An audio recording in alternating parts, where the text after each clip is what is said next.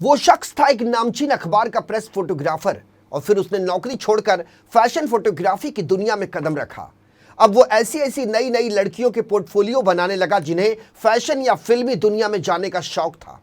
इस काम की वजह से कई लड़कियां उसकी जिंदगी में आई। सब कुछ ठीक ठाक चल रहा था कि अचानक एक रोज उसके घर से गोलियां चलने की आवाज आई और फिर सब कुछ खत्म।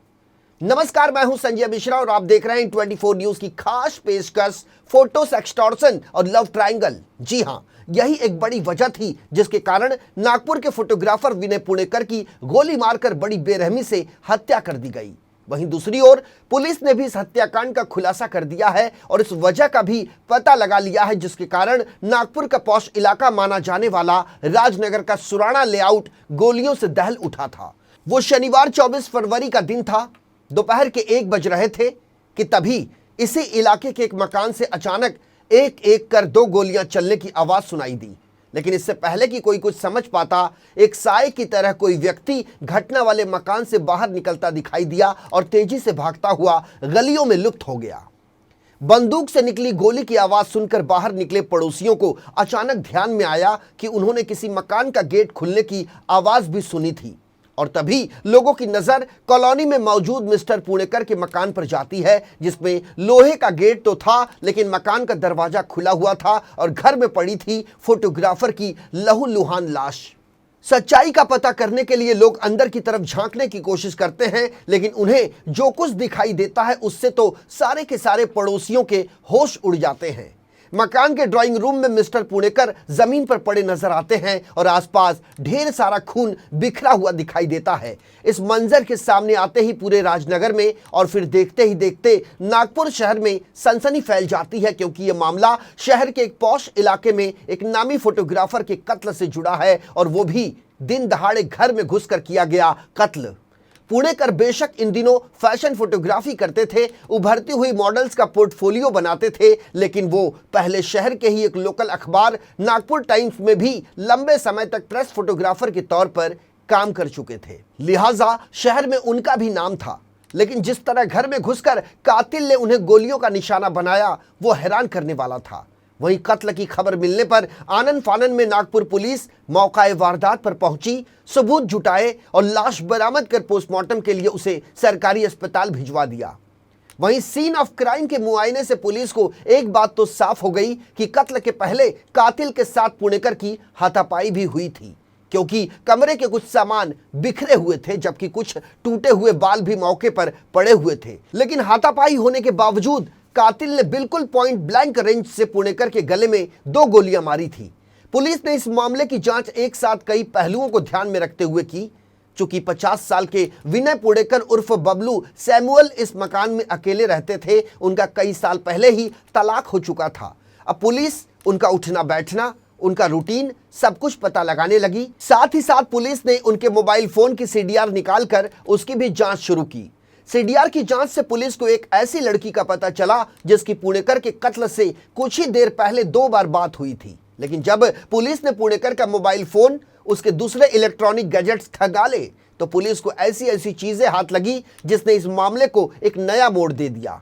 दरअसल पुणेकर के फोन और लैपटॉप में कई अश्लील और आपत्तिजनक तस्वीरों और वीडियोस का कलेक्शन तो था ही, खुद उस लड़की के भी ऐसे वीडियोस और चैट मौजूद थे जो बेहद पर्सनल थे। यानी 35 साल की इस लड़की के साथ पुणेकर का एक बेहद करीबी रिश्ता था और दोनों के बीच हर तरह की बातें भी हुआ करती थी। लेकिन सवाल यह था कि क्या पुणेकर की हत्या के पीछे उनका यही रिलेशन वजह बना या फिर इस कत्ल के पीछे कोई और कहानी थी। पुलिस को यह सच तो जानना ही था, साथ ही पुलिस को पुणेकर को गोली मारने वाले शख्स की भी पहचान करनी थी और उसे गिरफ्तार भी करना था। इसी बीच पुलिस ने जब उस लड़की को हिरासत में लेकर पूछताछ की तो न सिर्फ एक फैशन फोटोग्राफर की इस मर्डर मिस्ट्री का खुलासा हुआ, बल्कि कत्ल के पीछे की वो वजह भी सामने आ गई। उसने हर किसी को हैरत में डाल दिया। पुणेकर का कत्ल दरअसल सेक्सटॉर्शन और लव ट्रायंगल की एक ऐसी खौफनाक कहानी थी जिसने पूरे नागपुर शहर में चर्चाओं का बाजार गर्म कर दिया। तफ्तीश में पुलिस को पता चला कि पुणेकर के संपर्क में आने वाली लड़की भी पहले से शादीशुदा है, लेकिन उसका अपने पति से अलगाव हो चुका है।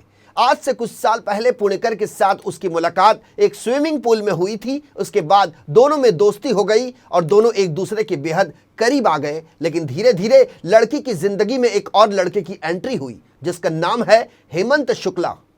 मूल रूप से उत्तर प्रदेश के आजमगढ़ जिले का रहने वाला हेमंत शुक्ला नागपुर में ही एक जिम ट्रेनर के तौर पर काम करता है। लेकिन जब लड़की की जिंदगी में हेमंत की एंट्री हुई तो उसे पुणेकर की मौजूदगी खटकने लगी। यानी यहां लव ट्रायंगल के चलते पैदा हुई नफरत की कहानी थी, लेकिन कहानी इतनी भर नहीं थी। पुलिस सूत्रों की माने तो हाल के दिनों में लड़की के साथ की गई अश्लील चैट, उसके वीडियोस और ऑडियोज की बदौलत हेमंत शुक्ला ने विनय पुणेकर को ब्लैकमेल करना शुरू कर दिया था। पिछले कुछ समय से शुक्ला उससे हजारों रुपए मांग चुका था और पुलिस को शक है कि उससे एक अच्छी खासी रकम भी वो वसूल चुका था।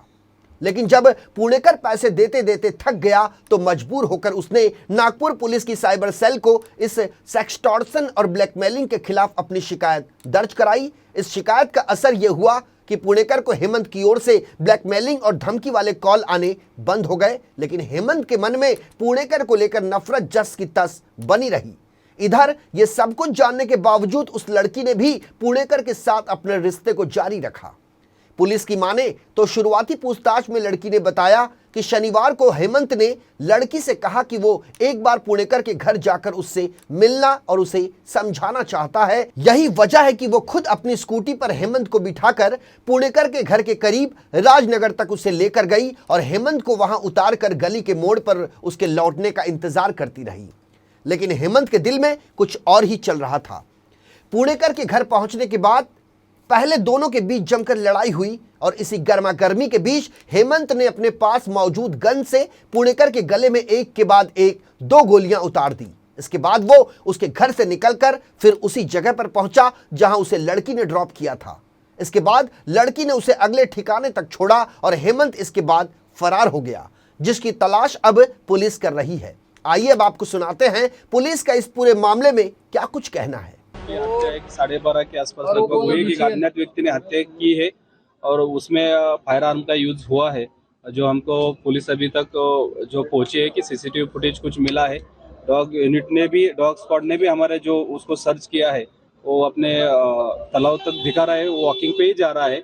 तो हम जितने सीसीटीवी फुटेज और फोटो मिले हैं, कुछ फोटो हम एनालिसिस कर रहे हैं और जल्दी से जल्दी हम आरोपी को अटक करेंगे। भले ही वारदात को लेकर लड़की की बताई गई कहानी से तकरीबन इस मामले का पर्दाफाश हो गया, लेकिन इससे अलग ही पुलिस को हेमंत के साथ साथ उसकी गर्लफ्रेंड पर भी पुणेकर के खिलाफ साजिश रचने का शक है।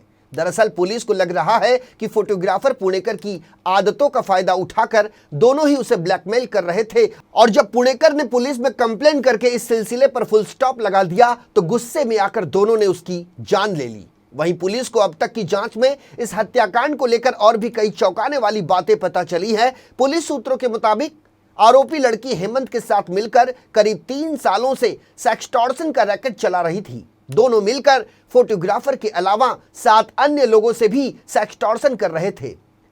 लड़की लोगों से फोन पर अश्लील चैट करती थी जिसमें न्यूड वीडियो कॉल भी होती थी। उसका फ्रेंड हेमंत इनका वीडियो या ग्रैब कलेक्ट कर लेता था और फिर शुरुआत होती थी ब्लैकमेल करने की साजिश। जांच के दौरान पुलिस को यह भी पता चला कि पहले लड़की और हेमंत ने विनय को भी अपने गैंग में शामिल करने की कोशिश की, लेकिन जब उसने मना कर दिया तो उसे ब्लैकमेल करने लगे। कुल मिलाकर फोटोग्राफर का केस पूरे नागपुर शहर में चर्चा का विषय बना हुआ है, लेकिन पुलिस के लिए चुनौतियां अब भी कम नहीं है, क्योंकि विनय के घर में घुसकर गोली चलाने वाला कातिल हेमंत शुक्ला अब भी फरार है, जिसकी तलाश की जा रही है। बहरहाल हमारे इस खास पेशकश में मेरे साथ अभी के लिए इतना ही। ताजा तरीन खबरों के लिए बने रहिए इन 24 न्यूज के साथ। मुझे यानी संजय मिश्रा को दीजिए इजाजत। नमस्कार।